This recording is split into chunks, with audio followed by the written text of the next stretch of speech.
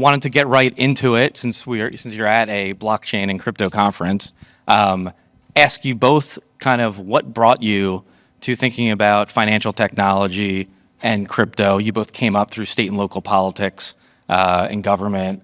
So maybe start with you, Senator Alsobrooks. Okay, well, thank you so much. Thank you, Adam, and what a joy it is to be here with my colleague, Cory Booker. Thank all of you for inviting me today.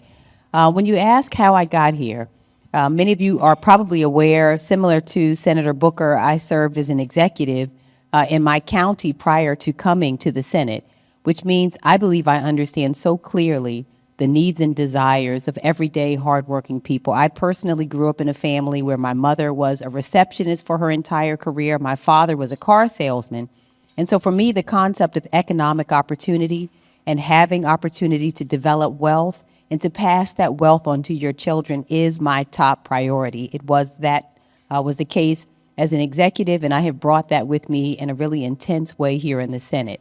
I was approached by a colleague, Kirsten Gillibrand, very early on, who said, I want to just talk to you about cryptocurrency. To be honest with all of you, I didn't have a chance really to talk about cryptocurrency in my prior role, but the way that I really came to understand about blockchain, cryptocurrency, and many of these other innovative issues is through my 20-year-old daughter and her peers, who made it very clear that their generation are very interested in this industry, interested also in technology and innovation and entrepreneurship.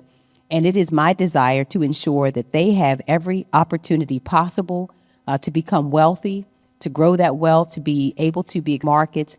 This is how I came to join on to the Genius Act. I didn't know a lot about it at the time, but I've learned, and I really feel it's important to be at every single table where the discussions are happening around how we grow opportunity in this country.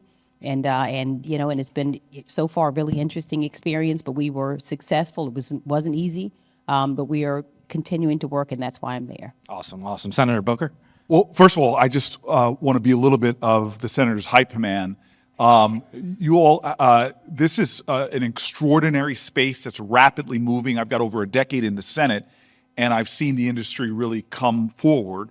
The great thing about Senator Alsobrooks, for me, when she says I'm at every table, she's actually leading at the tables that are really, really vital. And somebody who's been able to take her own personal experiences, master a subject matter, and help to advance the ball to what she and I both want. We share this desire not to make this a partisan issue, but have really get bills through the Senate that can get a big group of senators on board, as we are only at the foothills of a new industry. Now, to me, I think I might be one of the only senators that lives in a census tract that's below the poverty line. It's a black and brown community, and I have watched now for decades disadvantaged communities be screwed by the financial world.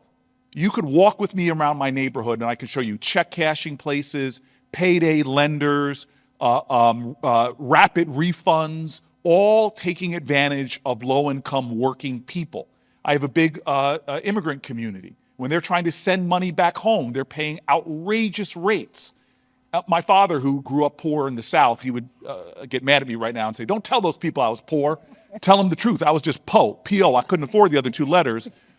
He used to come to my community and say the poor always pay more. Yeah. And so what has always excited me about technology and the waves of technology up to this point, which we're at the moments of revolutions for humanity, is that technology has always offered, never always delivered, but always offered a democratizing force.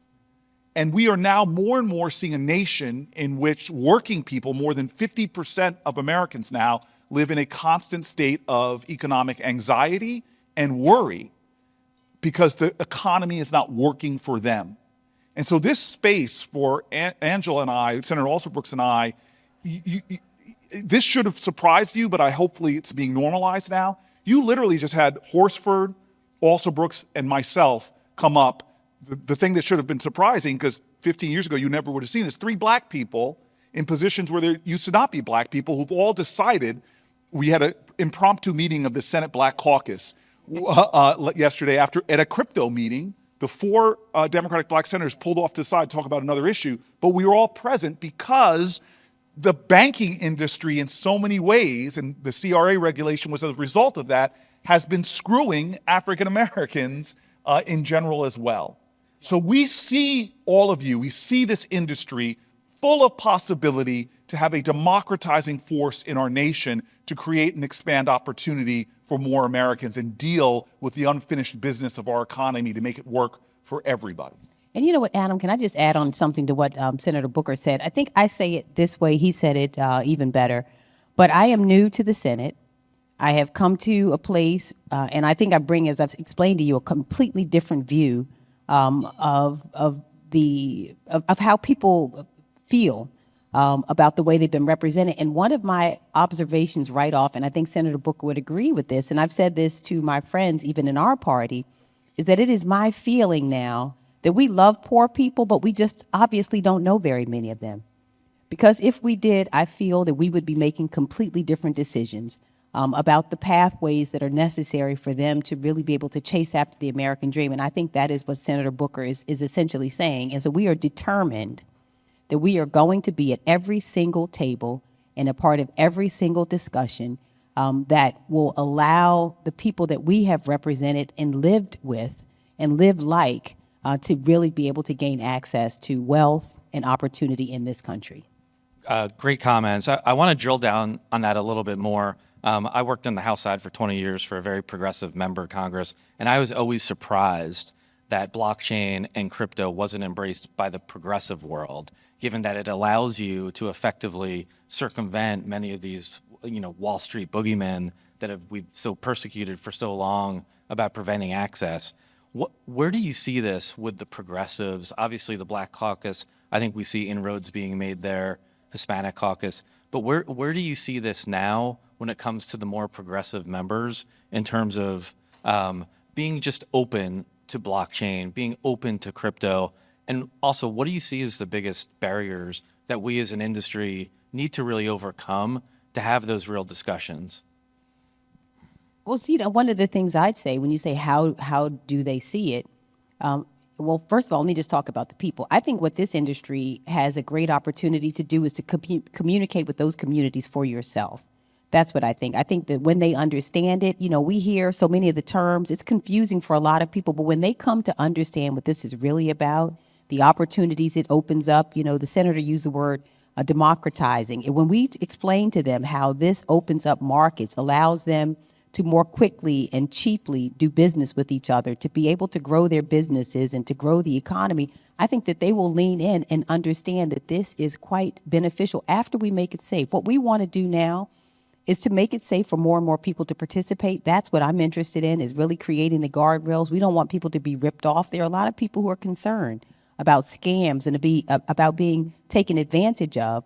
But I think many of them, when they come to understand what opportunities are presented, and we have to communicate that to them, we have to educate people about how this can be used and how it benefits our communities, I believe that they lean into it and are very, very supportive of it. 6 very powerful words for persuasion that you all should know. Let me tell you a story. This is an industry that should be showing its ability to make an impact. I talked about the immigrants in my community who now could transfer money back home without paying this terrible VIG. I've sat with artists now who are using the blockchain to get money for their works that they could have never accessed before. They were exploited artists coming up.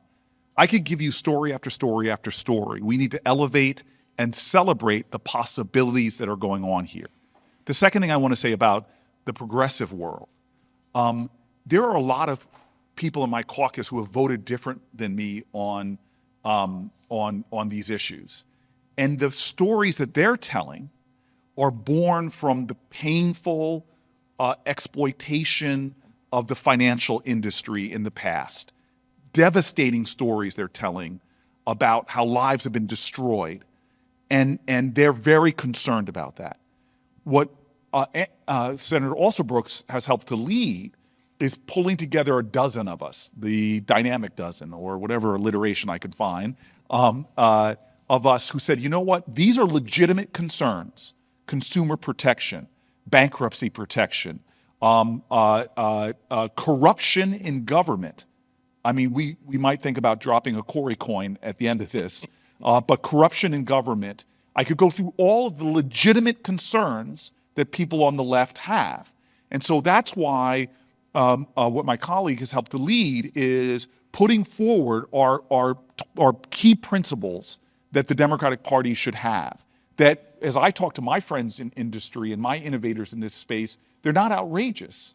So let's not just dismiss people on the left, but listen to what their legitimate concerns are born out of experiences within the financial industry and try to make sure we're landing a bipartisan bill.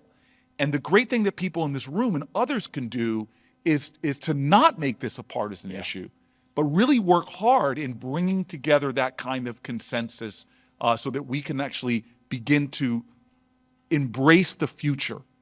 And that's what everybody here, I think, understands. If I told you in 2005 that the social media companies were coming and we're going to transform, like the majority of American voters now don't get their news by watching, Walter Cronkite, as my parents did. They get them on their hand. We couldn't have envisioned what the world was going to change. That's where we are right now. We're in the foothills of a future we don't even fully understand. And there are innovators, some of whom are in this room, who are beginning to make a space for the. We can't regulate in a way that's going to choke out possibilities that we can't even foresee. But we have to make sure we're putting guardrails on to regulate this space in a way that in the financial markets has helped American markets to be the most vibrant on the planet. Yep. That's a great perspective. I'm watching the clock, and with 10 minutes to go, I figured this is a good time to turn to market structure. Wow, that's the sexiest topic I've ever talked about, market structure. I know, having you two That's here, how I got married. On my first date with Alexis, I was like, let's talk about market structure. Yep. We're really fortunate to have both of you here because we all know how critical you are to these discussions, to your staff, to Perrin and Melissa. Apologies from all of us for blowing up your phones and emails. So we thank you for being here. We thank you for engaging in such a thoughtful, substantive way on this. With that, I want to ask you, how's it going on market structure? I know there's probably maybe some things you can't say now, but in terms of high-level views or how you think these discussions are going, what can you tell us? So let me go, because I have the least complicated of the two. My colleague here is on the banking committee, where a lot more of the action is. I'm on the ag committee, and so I'll just really quickly. So we know that the DCCP, the Digital Commodities Consumer Protection Act, on the last Congress had this incredible coming together of Bozeman and Debbie Stabenow. A lot of us on ag really were able to move forward on a joint bill. We're building upon that now. Thank you, Senator Klobuchar, for sort of putting me as the chief negotiator with a really just talk about kindness of a good partner on the Republican side, Bozeman, and we came out with a set of principles, a discussion topic that is, I think, really good and has gotten already a lot of good feedback. There's a lot of agreement on it, and then a lot of, we call them the bracketed sections, which need more work. So this is a space that given the commodity sort of nature of some digital currencies, that we have a space to really work on. I sat in a meeting yesterday, as I already discussed, which Senator Alsobrooks helped to lead, which is your committee's jurisdiction, where I think there's a lot more challenges in trying to find a way to land it, but a lot of intentionality behind it that I think could keep the Democrats, our core of a dozen, together and eventually help to land this. So, well, first of all, I want to you did. So to say to our teams, Perrin on our team, Elizabeth's here, they have worked so hard. Weekends, holidays. I mean, Perrin is a bad man. Let me tell you, he's amazing. He's done such an incredible job. I've been so lucky to have him there. And he, by the way, he really loves this area, I have to say. He's been really pivotal. Just want to tell you a quick funny story going back, and then I'll come to market structure. As I mentioned, this is the first time I've worked on these issues, but I decided I'm going to be at this table. I'm going to be leading no matter what. And it has been a wild ride. We sat across from each other at the negotiating table back in Genius. I was a little shocked to see people snatching pages out of books and kind of the anger that flares up at the table. but we never got up from the table. And that was important to me, is no matter kind of how heated it got, and it was pretty hot at times, a little heated, we stayed there until we got it done. And we are back at the market structure table. In fact, I left there to come here. We met just about an hour and a half in Senator Scott's, in Chairman Scott's office, and we are there at the table again, working really, really hard on this. And like Senator Booker, I have great respect. Gillibrand Lummis have found to be a really amazing partner in this work. And we have leaned in from our side. I think we've leaned in a lot, and we have really been able to see, I think that, our colleagues have seen a lot of things that mattered on the Republican side, and we need them to lean in a bit on some of the things that matter to us as well. I think ultimately the substance matters, but we are working really hard. I think we've made really great progress. There have been really good faith negotiations happening, and so I feel good about it. And we're going to keep working. We're going to be working throughout this weekend and into next week as well. But you should know that there are very good faith, at least I feel from our side, and I think the other side, we're having good discussions. So we'll see. But again, the things that we mentioned, we want innovators to be able to enter this space and have some guardrails and some rules of the road. But we also want to make sure, I'm very concerned that we have people who are safe to do so, to engage in it, and not to be, we had people lose millions of dollars in crypto scams last year, but we want to be able to put forward a product. We know this is happening. We want the United States to continue to lead. Our global position is important. We want to get it done, but we're working hard to get it there. Do you feel like of the 12 Democrats in the room, do you feel like you're united together, or do you feel like people may do their own thing? Well, I think, I think we're working together really well. We have very smart people around that table, as Senator Booker mentioned, who have legitimate areas of expertise and concern. But people have really leaned in. We have come very far. And as I've mentioned, we are leaning way in. In fact, I think we have really worked hard on the issues, as I've mentioned, that matter a lot to our Republican colleagues. And we are, there are some issues that we've said are very important as well. But I think we are, our side, we're working really hard, and I think we're pretty together in it.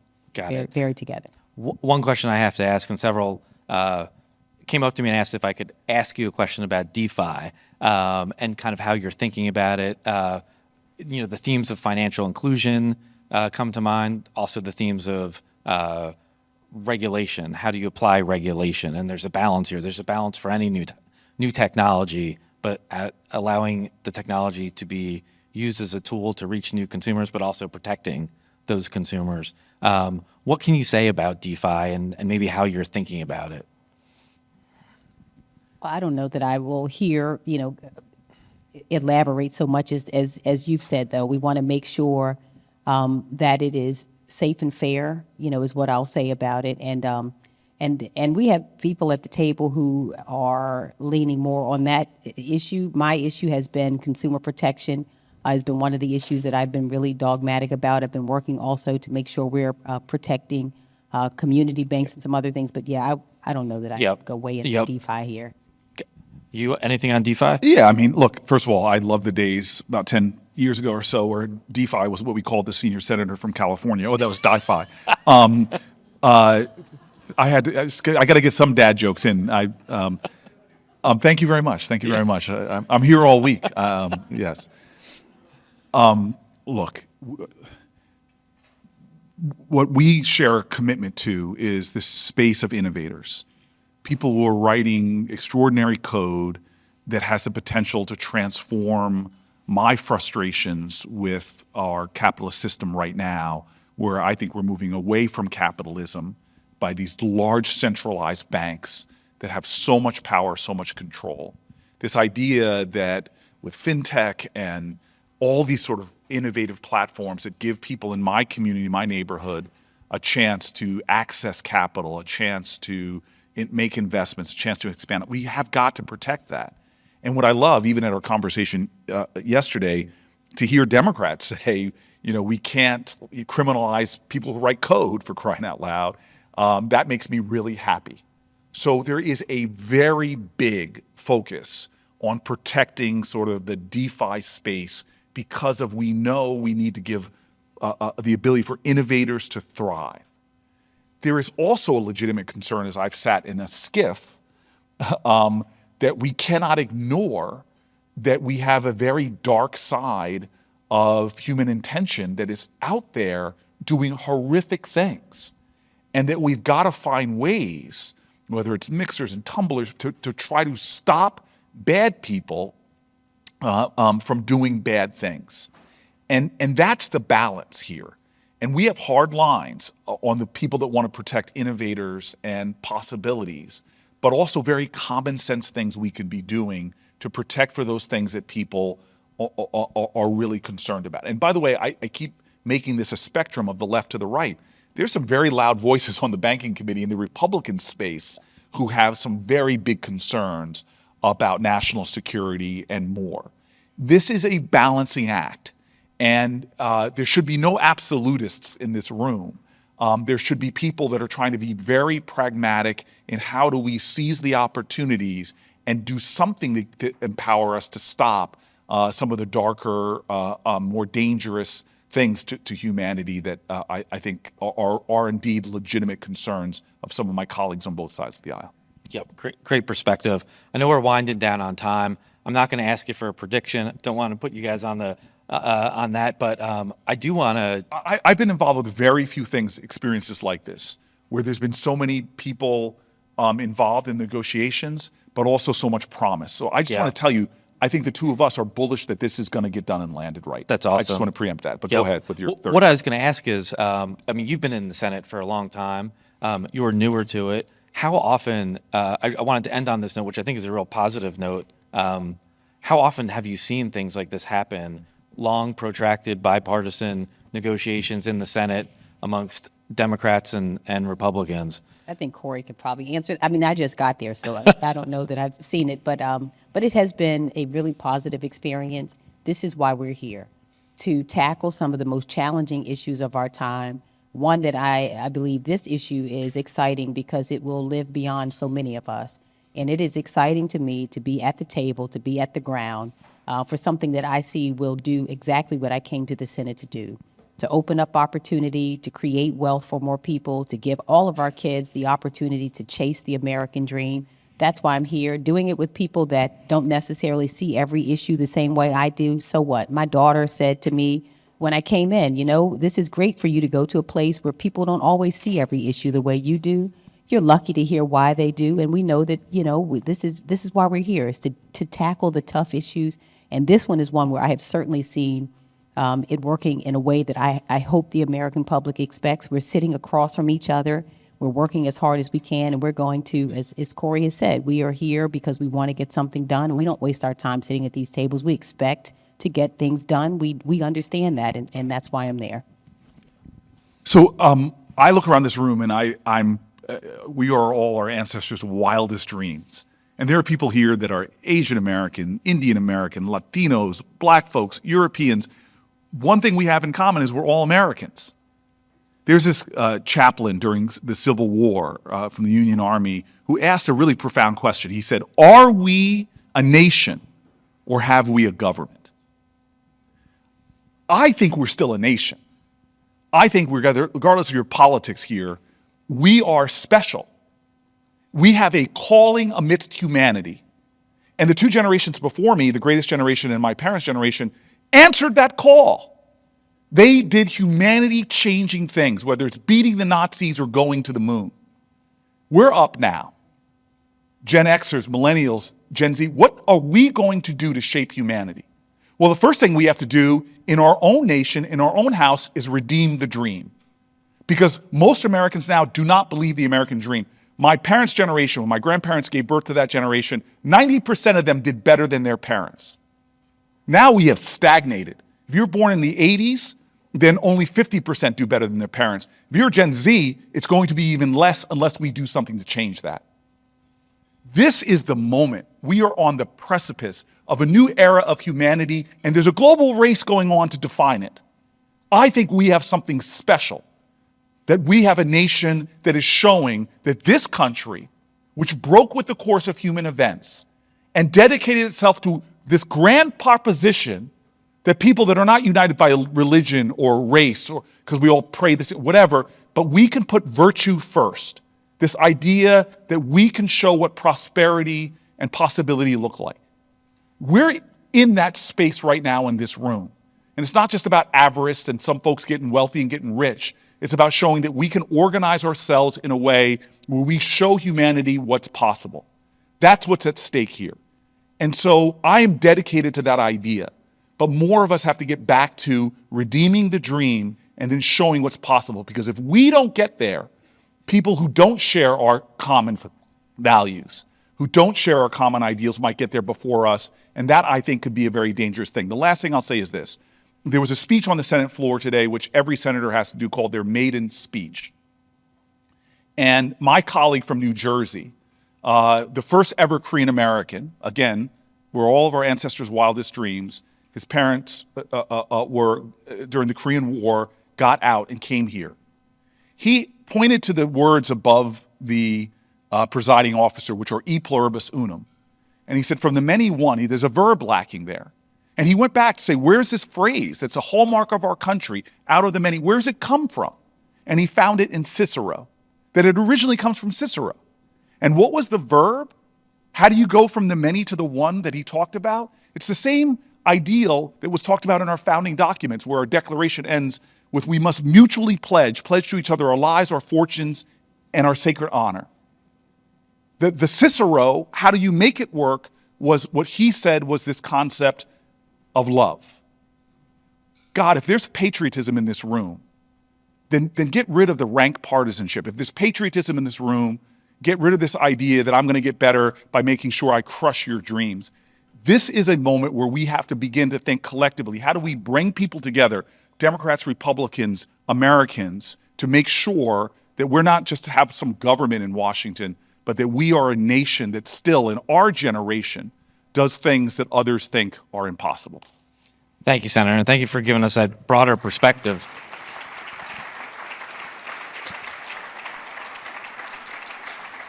Well done, well done. I really want to thank you both, as a Democrat myself, for both of you being here, taking your time and leading on issues so important to all of us. So I think on behalf of everyone here, thank you a ton for being here. Thank you for everything you're doing. Thank you for your wonderful staff. And that's all we got.